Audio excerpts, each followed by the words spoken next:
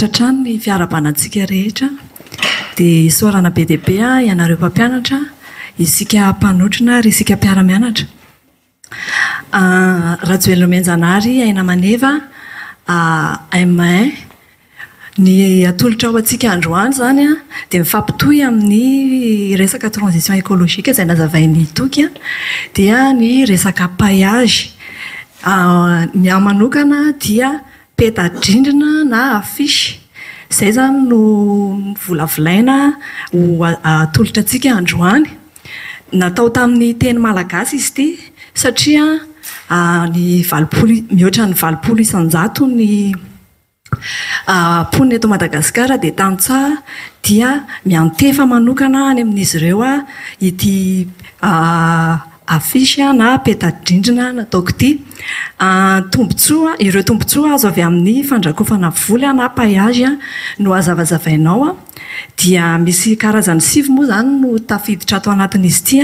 Ny voalohany ho an'ny paillage dia hazavainao hoe mitazona ny hafanan'ny tampambolena araka ny tokony ho izy indrindra amin'ny fotoana mangatsiaka, izay manampy ny fahatanjahan'ny fambolena legioma izay ataontsika.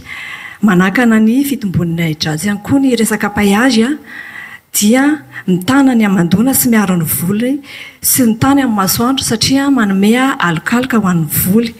Miaro ny tany amin'ny rika na ny érosion ary tsy hamafy, resaka compaction du sol, mitondra akora organique ho an'ny voly satria iny paillage iny ihany no mivadika zezika ho ampiasain'ny zavamaniry ambolena. Miaro ny tsy kaoan'ny orana na ny rano avy amin'ny orana ireo akora mineraly ao anaty tany na resaka lessivage. Manodina ihany koa ny fako avy amin'ny zavamaniry, izany hoe mampiena ireo fako ny paritaka zany ary azahoana tombontsoa amin'ny fambolena legioma dia miaro ny vola amin'ny aretina ary miaro sy mampitombo ny zavamananaina amin'ny tany sy anaty tany izay manome mahamasaka ny tany.